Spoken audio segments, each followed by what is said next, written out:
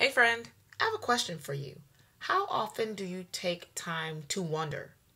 I don't mean time to meditate and sit in mindful awareness, but time to genuinely be curious.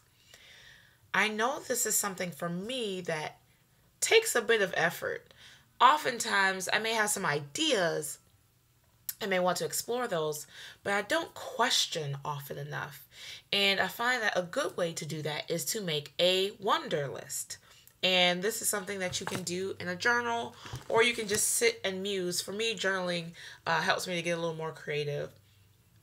But the way it works is that you just simply start to write a list of things that you wonder about and don't stop until your timer runs out. So you can do a wonder list for 60 seconds and make it a bullet point list, or you can do it for 10 minutes and try to write out a list of all the things that you are curious about.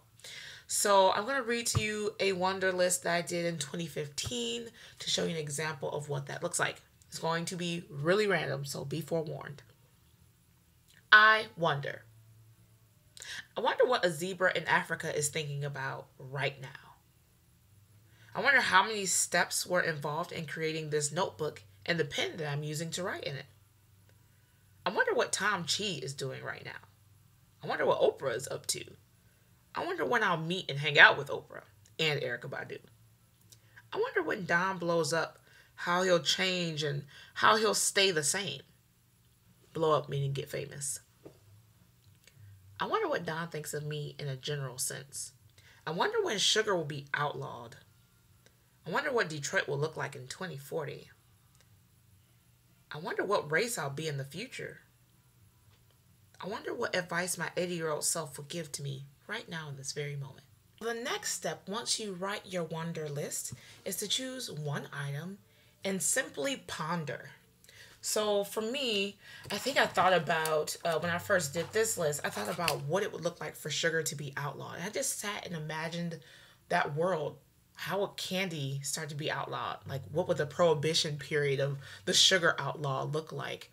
How would it shift the way children are raised? How would it shift the way people focus in school? How would it shift the way family interactions happen? What would birthday cakes look like?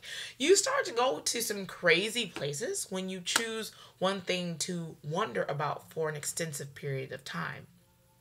And a great way to use this tool is not just to wonder about random things like some of the things I mentioned there, but also some of the problems that you're facing in your day-to-day life. So if there is something you're trying to tackle with your business, or if there is a social cause that you're really, really passionate about, wondering about the positive outcomes of the future. So, for example, if you really, really care about the obesity epidemic and wondering what it would look like where no one in the world is obese.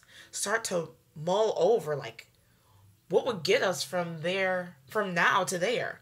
Like, what would be the societal changes? What would be some minute changes that you would think of? Like certain manufacturing companies closing because they only manufacture for obese size clothing. I don't know. That's a really random thing to think over. But it gets you out of your habit. It gets your brain out of the habit of thinking about your world and your interactions in the same way day in and day out. So hopefully this is something that is nourishing to you, mind, body, and soul. Remember that change is inevitable, but growth is a choice. This is Brandi Keeler, and I love you. Bye.